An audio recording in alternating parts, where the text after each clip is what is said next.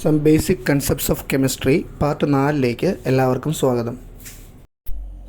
നമുക്കിവിടെ ആദ്യമേ പഠിക്കാനുള്ളത് ഡാൾട്ടൺസ് അറ്റോമിക് തിയറിയാണ്. ആറ്റം എന്ന വാക്കിൻ്റെ അർത്ഥം ഇൻഡിവിസിബിൾ അഥവാ വിഭജിക്കാൻ കഴിയാത്തത് എന്നാണ്. 1808 ഡാൾട്ടൺ പബ്ലിഷ് ചെയ്ത A new system of chemical philosophy എന്ന പുസ്തകത്തിൽ അദ്ദേഹം ആറ്റത്തെക്കുറിച്ച് അദ്ദേഹത്തിൻ്റെ സങ്കല്പം അവതരിപ്പിച്ചു. ഡാൾട്ടൺ അറ്റോമിക് തിയറിയിലെ ചില പ്രധാന പോസ്റ്റുലേറ്റ്സുകൾ ഇനി പറയുന്നു. ഒന്നാമത്തെ postulate, matter consist of indivisible atoms, അതായത് ദ്രവ്യം നിർമ്മിക്കപ്പെട്ടിരിക്കുന്നത് വിഭജിക്കാൻ കഴിയാത്ത ആറ്റങ്ങൾ കൊണ്ടാണ്.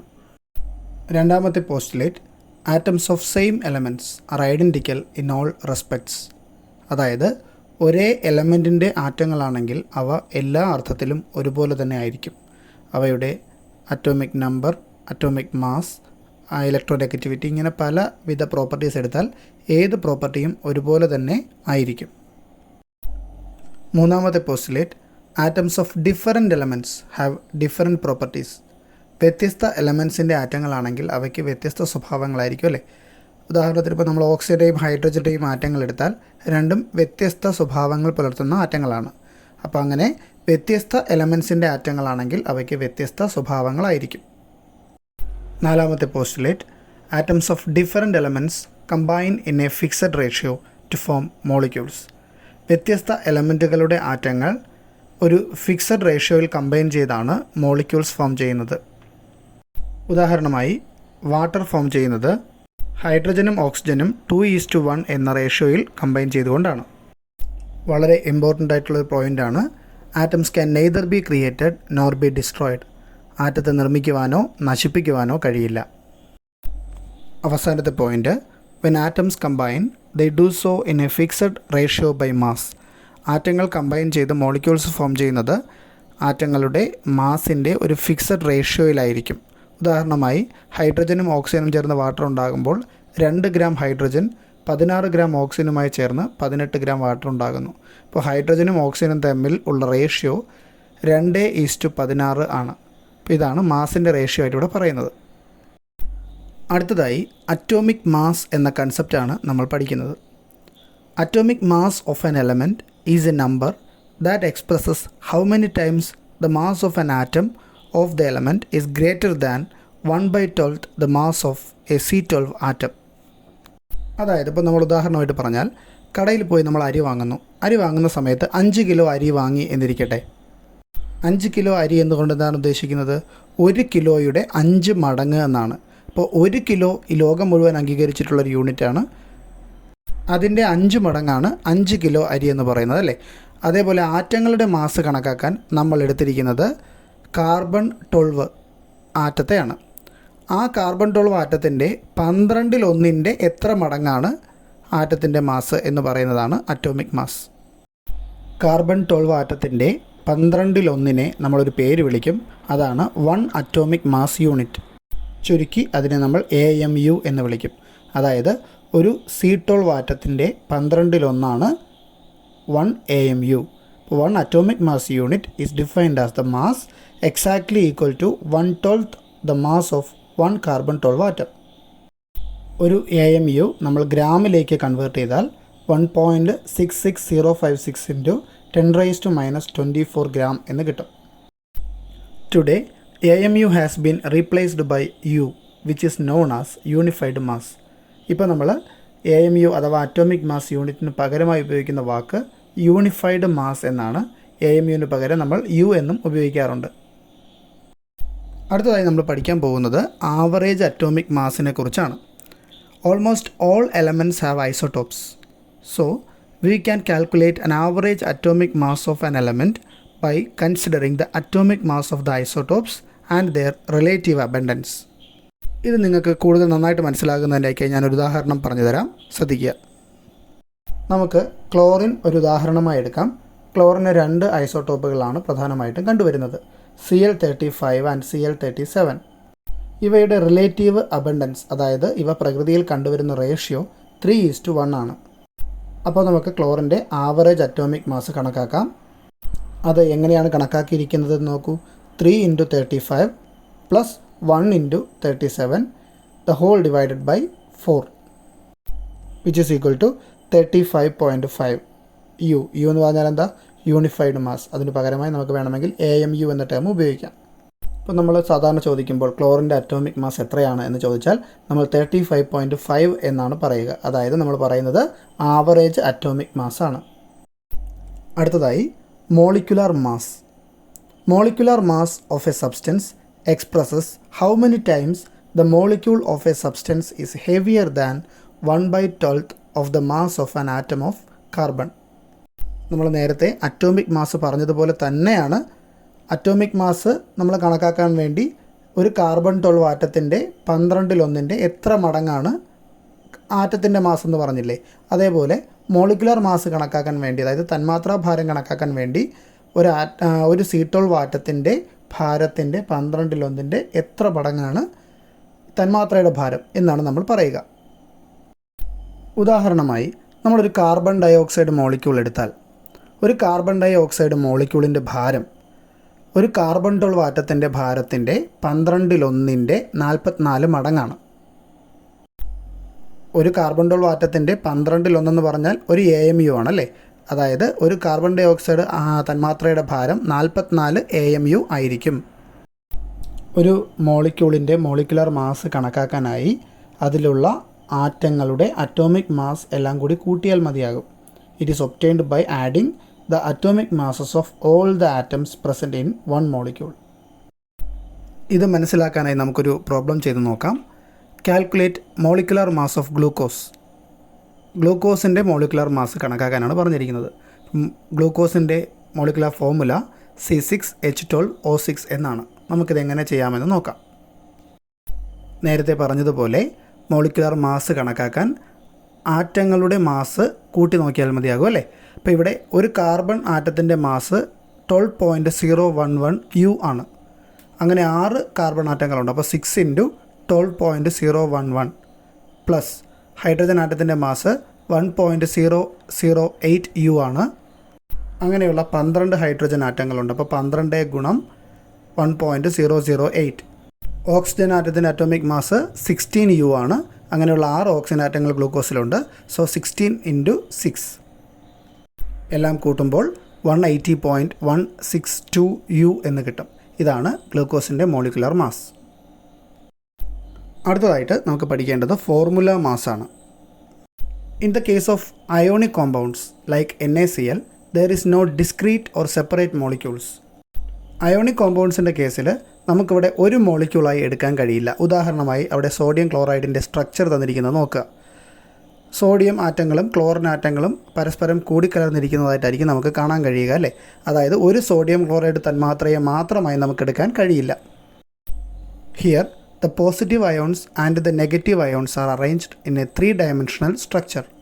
ഇവിടെ നോക്കിയേ, പോസിറ്റീവ് അയോൺസായ Na+, നെഗറ്റീവ് അയോൺസായ Cl-, ഇവയെ ഒരു 3-dimensional സ്ട്രക്ചറായി അറേഞ്ച് ചെയ്തിരിക്കുന്നതായിട്ടായിരിക്കും നമുക്ക് കാണാൻ കഴിയുക.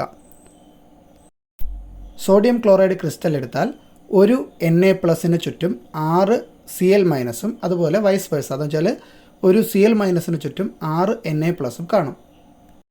അങ്ങനെ വരുമ്പോൾ ഓരോ Na+ അയോണിനും ഓരോ Cl- അയോൺ വീതം കാണും. അതായത് നമുക്ക് പറയാം ഇതിൻ്റെ മോളിക്കുലർ ഫോർമുല NaCl ആണ് എന്ന് പറയാം. അങ്ങനെ വരുമ്പോൾ ഫോർമുല മാസാണ് നമ്മൾ മോളിക്കുലർ മാസിന് പകരമായി ഉപയോഗിക്കുന്നത്. അതായത് ഒരു NaCl മോളിക്യൂളായി നമുക്ക് എടുക്കാൻ കഴിയില്ല. അതുകൊണ്ട് നമ്മൾ മോളിക്കുലർ മാസ് എന്നുള്ളതിന് പകരം NaCl എന്ന ഫോർമുല കിട്ടിയത് കൊണ്ട് ഫോർമുല മാസ് എന്ന് പറയുന്നു. അത്രയേ ഉള്ളൂ. മോളിക്കുലർ മാസ് കണ്ടെത്തിയതുപോലെ തന്നെ നമുക്ക് ഫോർമുല മാസും കണ്ടെത്താൻ കഴിയും. ഉദാഹരണമായി formula mass of sodium chloride is equal to atomic mass of sodium plus atomic mass of chlorine, അതായത് 58.5 U എന്ന് കിട്ടും. അടുത്തതായി മോൾ കൺസെപ്റ്റാണ് നമ്മൾ പഠിക്കുന്നത്. Mole is the unit of amount of substance. Amount of സബ്സ്റ്റൻസിൻ്റെ യൂണിറ്റാണ് മോൾ. പലപ്പോഴും പരീക്ഷകളിൽ ചോദിക്കുന്ന ഒരു ചോദ്യമാണ് ഡിഫൈൻ മോൾ എന്നുള്ളത്. അപ്പോൾ മോൾ എന്ന കൺസെപ്റ്റിൻ്റെ ഡെഫിനിഷൻ എന്താണെന്ന് ചോദിച്ചാൽ it is defined as the amount of substance that contains as many particles as there are atoms in exactly 12 gram C12 isotope.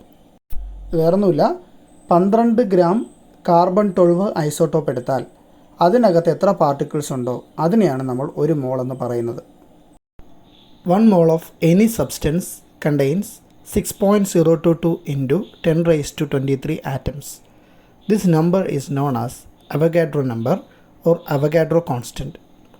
അപ്പോൾ നമ്മൾ 1 മോൾ ഏതൊരു സബ്സ്റ്റൻസ് എടുത്താലും അത് എന്തോ ആയിക്കോട്ടെ, ആറ്റം ആയിക്കോട്ടെ, മോളിക്യൂൾസ് ആയിക്കോട്ടെ, അയോൺസ് ആയിക്കോട്ടെ, അങ്ങനെ ഏത് സബ്സ്റ്റൻസ് 1 മോൾ എടുത്താലും അതിൽ 6.022 into 10 raised to 23 പാർട്ടിക്കിൾസ് ഉണ്ടാകും. അപ്പോൾ 1 മോൾ ആറ്റംസ് എടുത്താൽ ഇത്രയും ആറ്റംസ് ഉണ്ടാവും, 1 മോൾ മോളിക്യൂൾസ് എടുത്താൽ ഇത്രയും മോളിക്യൂൾസ് ഉണ്ടാവും, 1 മോൾ അയോൺസ് എടുത്താൽ ഇത്രയും അയോൺസ് ഉണ്ടാവും. ഈ നമ്പറിനെ നമ്മളൊരു പേര് വിളിക്കും, അതാണ് അവഗാഡ്രോ നമ്പർ അല്ലെങ്കിൽ അവഗാഡ്രോ കോൺസ്റ്റൻറ്റ്. ക്യാപിറ്റൽ N പിന്നെ സഫിക്സ് ആയിട്ട് എ എന്ന രീതിയിലാണ് നമ്മളതിനെ റെപ്രസെൻ്റ് ചെയ്യുന്നത്. എക്സാമ്പിൾ പറയുകയാണെങ്കിൽ 1 മോൾ ഹൈഡ്രജൻ ആറ്റംസ് എടുക്കുകയാണെങ്കിൽ 6.022 into 10 raised to 23 atoms.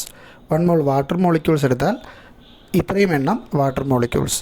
1 mole sodium chloride എടുത്താൽ Avogadro number formula units of sodium chloride ആയിരിക്കും ഉണ്ടാവുക. അടുത്തതായി നമുക്ക് പഠിക്കാനുള്ളത് മോളാർ മാസ് ആണ്. പേരിൽ സൂചിപ്പിച്ചിരിക്കുന്നത് പോലെ 1 മോൾ പാർട്ടിക്കിൾസിൻ്റെ മാസിനെ വിളിക്കുന്ന പേരാണ് മോളാർ മാസ്.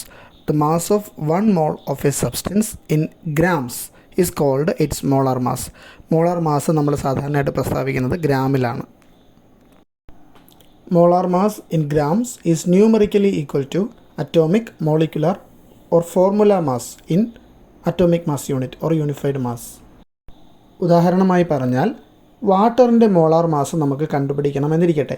നമ്മൾ ചെയ്യേണ്ടത് വാട്ടറിൻ്റെ മോളിക്കുലർ മാസ് കണ്ടുപിടിക്കുക, അതായത് ഒരു മോളിക്യൂളിൻ്റെ മാസ് കണ്ടുപിടിക്കുക. ഒരു മോളിക്യൂളിൻ്റെ മാസ് എത്രയാണ്? 18.02 U ആണ് അല്ലേ? അപ്പോൾ മോളാർ മാസ് ഓഫ് വാട്ടർ എന്ന് പറയുന്നത് 18.02 ഗ്രാം ആയിരിക്കും. അതായത് മോളിക്കുലാർ മാസും മോളാർ മാസും ന്യൂമറിക്കലി ഈക്വൽ ആയിരിക്കും. അതായത് അവയുടെ നമ്പർ ഒരുപോലെ ആയിരിക്കും, പക്ഷേ യൂണിറ്റ് മാത്രം വ്യത്യാസം. മോളിക്കുലാർ മാസ് U എന്ന രീതിയിലാണ് പ്രസ്താവിക്കുന്നതെങ്കിൽ മോളാർ മാസ് ഗ്രാമിലാണ് പ്രസ്താവിക്കുന്നത്, ഗ്രാം പെർ മോൾ. ഇതുപോലെ സോഡിയം ക്ലോറൈഡിൻ്റെ മോളിക്കുലാർ മാസ് എത്രയാണ്? 58.5 U ആണ്. അപ്പോൾ മോളാർ മാസ് 58.5 ഗ്രാം പെർ മോൾ ആയിരിക്കും. അതായത് മോളാർ മാസും മോളിക്കുലാർ മാസും ന്യൂമറിക്കലി ഈക്വൽ ആണ്, പക്ഷേ യൂണിറ്റ് മാത്രമാണ് വ്യത്യാസം. ഈ പറഞ്ഞ കാര്യങ്ങൾ മനസ്സിലാക്കുന്നതിനായി നമുക്ക് 1-2 പ്രോബ്ലംസ് ചെയ്ത് നോക്കാം. Mass of 1 atom of hydrogen is 1.6736 into 10 raised to minus 24 gram. Calculate the atomic mass in terms of AMU. ഇവിടെ ഒരു ഹൈഡ്രജൻ ആറ്റത്തിൻ്റെ മാസ് ഗ്രാമിൽ തന്നിരിക്കുന്നു.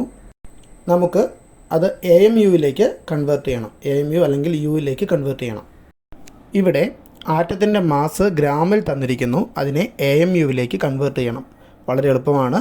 തന്നിരിക്കുന്ന ആറ്റത്തിൻ്റെ മാസിനെ, അതായത് ഗ്രാമിൽ തന്നിരിക്കുന്ന ആറ്റത്തിൻ്റെ മാസിനെ 1.66056 into 10 raised to minus 24 കൊണ്ട് ഡിവൈഡ് ചെയ്താൽ മതിയാകും. അപ്പോൾ ഇവിടെ നമുക്ക് 1.0078 AMU എന്ന് കിട്ടും. അപ്രോക്സിമേറ്റ്ലി അത് 1.0080 AMU. മറ്റൊരു ചോദ്യത്തിലേക്ക് പോകാം. Calculate the mass of A C12 atom. ഒരു C12 ആറ്റത്തിൻ്റെ മാസ് കണക്കാക്കുക. ഇവിടെ ഗ്രാമിൽ കണക്കാക്കാൻ പറഞ്ഞിട്ടില്ല, പക്ഷെ നമ്മൾ ഗ്രാമിലാണ് കണക്കാക്കുന്നത്. Gram atomic mass of C12 നമുക്കറിയാം 12 ഗ്രാം ആണ്. ആറ്റത്തിൻ്റെ മാസ് ഗ്രാമിൽ പറയുമ്പോൾ അത് ഗ്രാം അറ്റോമിക് മാസായി. 12 ഗ്രാം കാർബൺ എന്ന് പറയുന്നത് 1 മോൾ കാർബൺ ആറ്റങ്ങളുടെ മാസാണ്. അതായത് അവഗാഡ്രോ നമ്പർ ഓഫ് കാർബൺ ആറ്റംസിൻ്റെ മാസാണ് 12 ഗ്രാം. അവഗാഡ്രോ നമ്പർ എത്രയാണ്? 6.022 into 10 raised to 23. അപ്പോൾ നമുക്ക് പറയാം 6.022 into 10 raised to 23 കാർബൺ ആറ്റങ്ങളുടെ മാസാണ് 12 ഗ്രാം. അങ്ങനെയെങ്കിൽ ഒരു കാർബൺ 12 ആറ്റത്തിൻ്റെ മാസ് കണ്ടുപിടിക്കാൻ 12 ഗ്രാമിനെ 6.022 into 10 raised to 23 കൊണ്ട് ഡിവൈഡ് ചെയ്താൽ മതിയാകുമല്ലോ. അപ്പോൾ നമുക്ക് answer 1.992 into 10 raised to minus 23 gram എന്ന് കിട്ടും. അടുത്ത ചോദ്യം, calculate the number of molecules present in 1 gram water. 1 gram വാട്ടറിൽ എത്ര മോളിക്യൂൾസ് പ്രസൻ്റ് ആണ്? വാട്ടറിൻ്റെ മോളിക്കുലാർ മാസ് 18 U ആണ്. അത് മോളാർ മാസ് ആകുമ്പോൾ 18 ഗ്രാം ആകും. മോളാർ മാസ് എന്ന് പറയുമ്പോൾ 1 മോൾ വാട്ടർ മോളിക്യൂൾസിൻ്റെ മാസ് 6.022 into 10 raised to 23 വാട്ടർ മോളിക്യൂൾസിൻ്റെ മാസാണ് 18 ഗ്രാം. അപ്പോൾ 18 ഗ്രാം വാട്ടറിൽ അവഗാഡ്രോ നമ്പർ ഓഫ് മോളിക്യൂൾസ് ഉണ്ടെങ്കിൽ 1 ഗ്രാം വാട്ടറിൽ അവഗാഡ്രോ നമ്പറിനെ 18 കൊണ്ട് ഡിവൈഡ് ചെയ്താൽ മതിയാകുമല്ലോ. അപ്പോൾ ആൻസർ 3.344 ഇൻറ്റു 10⁻22 മോളിക്യൂൾസ് എന്ന് കിട്ടും. ഇനി നമുക്ക് പെർസെൻറ്റേജ് കോമ്പോസിഷൻ എന്താണ് എന്ന് പഠിക്കാം. It is simply the percentage of A particular element present in a compound. ഒരു കോമ്പൗണ്ടിൽ, അതൊരു സംയുക്തത്തിൽ അടങ്ങിയിരിക്കുന്ന ഒരു പർട്ടിക്കുലർ എലമെൻറ്റിൻ്റെ പെർസെൻറ്റേജ്, ഇതിനെയാണ് നമ്മൾ പെർസെൻറ്റേജ് കോമ്പോസിഷൻ എന്ന് പറയുന്നത്. നമുക്ക് ഇതിനെ മാസ് പെർസെൻറ്റേജ് എന്ന് പറയുന്ന ഒരു ടേം ഉപയോഗിച്ചും എക്സ്പ്രസ് ചെയ്യാവുന്നതാണ്. The mass percentage of each constituent element present in any compound is called its percentage composition. Mass percentage കണ്ടുപിടിക്കുന്നതിനുള്ള ഇക്വേഷനാണ് ഇവിടെ കൊടുത്തിരിക്കുന്നത്. Mass percent of the element is equal to mass of that element in the compound divided by molecular mass of the compound into 100. അതായത് കോമ്പൗണ്ടിലുള്ള എലമെൻറ്റിൻ്റെ മാസിനെ കോമ്പൗണ്ടിൻ്റെ മൊത്തം molecular mass കൊണ്ട് divide ചെയ്ത ശേഷം 100 കൊണ്ട് മൾട്ടിപ്ലൈ ചെയ്യുക. ഇനി നമുക്ക് മാസ് പെർസെൻറ്റേജുമായി ബന്ധപ്പെട്ട ഒരു പ്രോബ്ലം ചെയ്യാം. What is the percentage of carbon, hydrogen and oxygen in ethanol? എത്തനോളിൽ അടങ്ങിയിരിക്കുന്ന കാർബൺ, ഹൈഡ്രജൻ, ഓക്സിജൻ എന്നിവയുടെ പെർസെൻറ്റേജ് കണക്കാക്കുക. അതായത് മാസ് പെർസെൻറ്റേജ് അല്ലെങ്കിൽ പെർസെൻറ്റേജ് കോമ്പോസിഷൻ കണക്കാക്കാനാണ് ഇവിടെ പറഞ്ഞിരിക്കുന്നത്. പെർസെൻറ്റേജ് കോമ്പോസിഷൻ കണ്ടുപിടിക്കുന്നതിനൊക്കെയായി ആദ്യം നമുക്ക് എത്തനോളിൻ്റെ മോളാർ മാസ് കണ്ടുപിടിക്കണം. എത്തനോളിൻ്റെ മോളിക്കുലർ ഫോർമുല C2H5OH ആണ്. ഇതിൽ നിന്നും നമുക്ക് എത്തനോളിൻ്റെ മോളാർ മാസ് കണ്ടുപിടിക്കാം. എത്തനോളിൻ്റെ മോളാർ മാസ് 46.068 ഗ്രാം എന്ന് കിട്ടും. ഇതിൽ 24.02 gram carbon, 6.048 gram hydrogen, 16 gram oxygen എന്നിവ അടങ്ങിയിരിക്കുന്നു. അപ്പോൾ നമുക്ക് ഓരോന്നിൻ്റെയും മാസ് പെർസെൻറ്റേജ് കണ്ടുപിടിക്കാം. കാർബണിൻ്റെ മാസ് പെർസെൻറ്റേജ് കണ്ടുപിടിക്കാൻ കാർബണിൻ്റെ mass in the compound divided by molar mass of the compound into 100. അതായത് 24.02 ഡിവൈഡഡ് ബൈ 46.068 ഇൻറ്റു 100. ഇതിൽ നിന്നും കാർബണിൻ്റെ മാസ് പെർസെൻറ്റേജ് അല്ലെങ്കിൽ പെർസെൻറ്റേജ് കോമ്പോസിഷൻ 52.14% ആണെന്ന് കിട്ടും. ഇതുപോലെ mass percent of hydrogen 13.13, mass percent of oxygen 34.73 എന്നിങ്ങനെ നമുക്ക് ലഭ്യമാവുന്നതാണ്. അടുത്തതായി നമുക്ക് പഠിക്കേണ്ടത് എംപിരിക്കൽ ഫോർമുല, മോളിക്കുലർ ഫോർമുല എന്നീ 2 ടേമുകളാണ്. An empirical formula represents the simplest whole number ratio of various atoms present in a compound. ഒരു കോമ്പൗണ്ടിൽ അടങ്ങിയിരിക്കുന്ന വ്യത്യസ്ത ആറ്റങ്ങളുടെ സിംപ്ലസ്റ്റ് ഹോൾ നമ്പർ റേഷ്യോയാണ് എംപിരിക്കൽ ഫോർമുല എന്നതുകൊണ്ട് ഉദ്ദേശിക്കുന്നത്. ഉദാഹരണമായി ബെൻസീൻ്റെ മോളിക്കുലർ ഫോർമുല C6H6 ആണ്. അപ്പോൾ അവിടുത്തെ various atoms carbon and hydrogen അവ തമ്മിലുള്ള റേഷ്യോ 1:1 ആണല്ലേ. അങ്ങനെയെങ്കിൽ എംപിരിക്കൽ ഫോർമുല CH എന്നായിരിക്കും. അതായത് ഒരു കാർബണിന് ഒരു ഹൈഡ്രജൻ CH. അപ്പോൾ ആ റേഷ്യോയാണ് എംപിരിക്കൽ ഫോർമുല എന്നതുകൊണ്ട് ഉദ്ദേശിക്കുന്നത്. Next is molecular formula. The molecular formula shows the exact number of different types of atoms present in A molecule of A compound.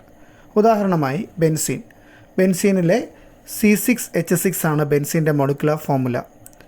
അവിടെ കാർബൺ, ഹൈഡ്രജൻ എന്നീ ആറ്റങ്ങളാണുള്ളത്. കാർബൺ ആറ്റം 6 എണ്ണവും hydrogen atom 6 എണ്ണവും ഉണ്ട്. അതായത് molecular ഫോർമുലയിൽ വ്യത്യസ്ത ആറ്റങ്ങളുടെ എക്സാക്റ്റ് നമ്പർ സൂചിപ്പിച്ചിരിക്കുന്നു. ഇനി നമുക്ക് മോളിക്കുലർ ഫോർമുല, എംപിരിക്കൽ ഫോർമുല ഇവ തമ്മിലുള്ള റിലേഷൻ എന്താണെന്ന് നോക്കാം. Molecular formula is equal to molecular formula mass divided by empirical formula mass into empirical formula. അവിടെ MFM എന്ന് സൂചിപ്പിച്ചിരിക്കുന്നത് മോളിക്കുലർ ഫോർമുല മാസിനെയാണ്. EFM എന്ന് സൂചിപ്പിച്ചിരിക്കുന്നത് എംപിരിക്കൽ ഫോർമുല മാസിനെയാണ്. MF molecular formula and EF empirical formula. Molecular formula കണ്ടുപിടിക്കാനുള്ള എളുപ്പമാർഗ്ഗമാണ് ഈ ഇക്വേഷൻ. ഇത് കാണാതെ പഠിക്കുക. ഇത് വെച്ച് നമുക്കൊരു പ്രോബ്ലം ചെയ്ത് നോക്കാം. അപ്പോൾ നിങ്ങൾക്ക് നന്നായിട്ട് മനസ്സിലാകും. ഒരു ക്വസ്റ്റ്യൻ നമുക്ക് ചെയ്ത് നോക്കാം. A compound contains 4.07% hydrogen, 24.27% carbon and 71.65% chlorine. Its molar mass is 98.96 gram. What are its empirical and molecular formulae? ഒരു കോമ്പൗണ്ടിൽ ഹൈഡ്രജൻ, കാർബൺ, ക്ലോറിൻ എന്നിവയുണ്ട്.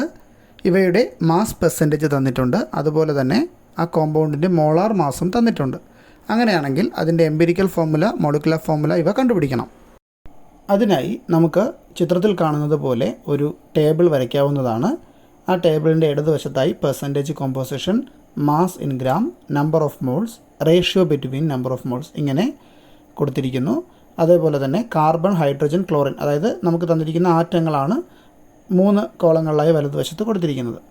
അപ്പോൾ ആദ്യം നമുക്ക് മൂന്നിൻ്റെയും ചോദ്യത്തിൽ തന്നെ തന്നിരിക്കുന്നത് പോലെ മൂന്നിൻ്റെയും പെർസെൻറ്റേജ് കോമ്പോസിഷൻ എഴുതാം.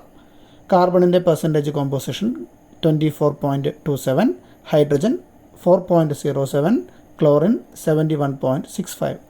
അപ്പോൾ നമുക്കിതിനെ ഗ്രാമിലേക്ക് മാറ്റി എഴുതാം. ഗ്രാമിലേക്ക് മാറ്റി എഴുതാൻ വേറെ ഒന്നും ചെയ്യേണ്ട. തന്നിരിക്കുന്ന പെർസെൻറ്റേജിനെ അതുപോലെ ഗ്രാമിലേക്ക് അങ്ങ് മാറ്റി എഴുതിയാൽ മതിയാകും. അതായത് 100 ഗ്രാം കോമ്പൗണ്ട് ഉണ്ടെങ്കിൽ അതിൽ 24.27 ഗ്രാം കാർബൺ ആയിരിക്കും, 4.07 ഗ്രാം ഹൈഡ്രജൻ ആയിരിക്കും, 71.65 ഗ്രാം ക്ലോറിൻ ആയിരിക്കും. ഇനി നമുക്കിതിനെ നമ്പർ ഓഫ് മോൾസിലേക്ക് കൺവേർട്ട് ചെയ്യണം. ഗ്രാമിലുള്ള മാസ് തന്നിരുന്നാൽ നമ്പർ ഓഫ് മോൾസ് ആക്കാൻ നമുക്കറിയാം ഗ്രാമിലുള്ള mass divided by atomic mass. അപ്പോൾ കാർബണിൻ്റെ തന്നിരിക്കുന്ന മാസ് 24.27 ആണ്, ഡിവൈഡ് ബൈ കാർബണിൻ്റെ അറ്റോമിക് മാസ് 12.01 ആണ്. അപ്പോൾ നമുക്ക് 2.021 എന്ന് കിട്ടും. ഇതേപോലെ ഹൈഡ്രജൻ്റേത് 4.04, ക്ലോറിൻ്റേത് 2.021. ഇങ്ങനെ നമുക്ക് വ്യത്യസ്ത ആറ്റങ്ങളുടെ നമ്പർ ഓഫ് മോൾസ് ലഭിക്കുന്നു. ഇങ്ങനെ നമ്പർ ഓഫ് മോൾസ് കിട്ടിക്കഴിഞ്ഞാൽ അടുത്തതായി നമ്മൾ ചെയ്യേണ്ടത് ഇവ തമ്മിലുള്ള ഏറ്റവും സിംപ്ലസ്റ്റ് റേഷ്യോ കണ്ടുപിടിക്കുക എന്നുള്ളതാണ്. അപ്പോൾ അതിന് വേണ്ടിയിട്ട് ഇതിലേറ്റവും ചെറുത് കൊണ്ട് എല്ലാവരെയും ഡിവൈഡ് ചെയ്യാം. ഇവിടെ 2.021 ആണ് ഏറ്റവും ചെറുത്. അപ്പോൾ അതുകൊണ്ട് നമുക്ക് മൂന്നിൻ്റെയും നമ്പർ ഓഫ് മോൾസിനെ ഡിവൈഡ് ചെയ്യാം. അപ്പോൾ കാർബണിൻ്റെ നമ്പർ ഓഫ് മോൾസ് അല്ലെങ്കിൽ ആ റേഷ്യോ 1 എന്നും ഹൈഡ്രജൻ്റെ റേഷ്യോ 2 എന്നും ക്ലോറിൻ്റേത് 1 എന്നും കിട്ടും. അപ്പോൾ ഇതിൽ നിന്ന് നമുക്ക് എംപിരിക്കൽ ഫോർമുല എഴുതാം. C1H2Cl1. അപ്പോൾ ചേർത്ത് എഴുതുമ്പോൾ 1 നമുക്ക് അവോയ്ഡ് ചെയ്യാം, CH2Cl എന്ന് എഴുതാം. അപ്പോൾ ഇതാണ് എംപിരിക്കൽ ഫോർമുല. എംപിരിക്കൽ ഫോർമുല കിട്ടിക്കഴിഞ്ഞാൽ അടുത്തതായി നമുക്ക് എംപിരിക്കൽ ഫോർമുലയുടെ മാസ് കണ്ടുപിടിക്കാം. അപ്പോൾ കാർബണിൻ്റെ അറ്റോമിക് മാസ് 12.01, ഒരു കാർബണേ ഉള്ളൂ എംപിരിക്കൽ ഫോർമുലയിൽ, പ്ലസ് ഹൈഡ്രജൻ്റെ അറ്റോമിക് മാസ് 1.008, 2 ഹൈഡ്രജൻ ഉണ്ട്, അപ്പോൾ 2 ഇൻറ്റു എന്ന് ചേർത്ത് എഴുതണം, പ്ലസ് ക്ലോറിൻ്റേത് 35.453. ഇപ്പോൾ എംപിരിക്കൽ ഫോർമുല മാസ് അഥവാ EFM 49.48 ഗ്രാം എന്ന് നമുക്ക് കിട്ടും. ഇനി നമുക്ക് ക്വസ്റ്റ്യനിൽ മോളിക്കുലർ ഫോർമുല മാസ് അഥവാ MFM തന്നിരിക്കുന്നു. 98.96 എന്നാണ് തന്നിരിക്കുന്നത്. നമ്മൾ നേരത്തെ പഠിച്ച ഇക്വേഷൻ MF = MFM/EFM × EF. ഇതിലേക്ക് ഈ പറഞ്ഞ വാല്യൂസ് എല്ലാം കൊടുത്തു കഴിഞ്ഞാൽ നമുക്ക് മോളിക്കുലർ ഫോർമുല കിട്ടുന്നതാണ്. MFM ആയ 98.96 divided by 49.48 into empirical formula CH2Cl. 98.96നെ 49.48 കൊണ്ട് ഡിവൈഡ് ചെയ്താൽ 2 എന്ന് കിട്ടും അല്ലേ, 2 എന്ന് കിട്ടും. ആ 2 കൊണ്ട് നമുക്ക് എംപിരിക്കൽ ഫോർമുലയെ മൾട്ടിപ്ലൈ ചെയ്യാം, CH2Clനെ മൾട്ടിപ്ലൈ ചെയ്യാം. അപ്പോൾ C2H4Cl2 എന്ന് നമുക്ക് കിട്ടും. ഇതാണ് molecular formula. Some basic concepts of chemistry എന്ന യൂണിറ്റിൻ്റെ 4ാമത്തെ പാർട്ട് ഇവിടെ അവസാനിക്കുന്നു. എല്ലാവരും വീഡിയോസ് ഇഷ്ടപ്പെട്ടെങ്കിൽ ലൈക്ക് ചെയ്യുക, ഷെയർ ചെയ്യുക, സബ്സ്ക്രൈബ് ചെയ്യുക. എല്ലാവർക്കും താങ്ക്സ്.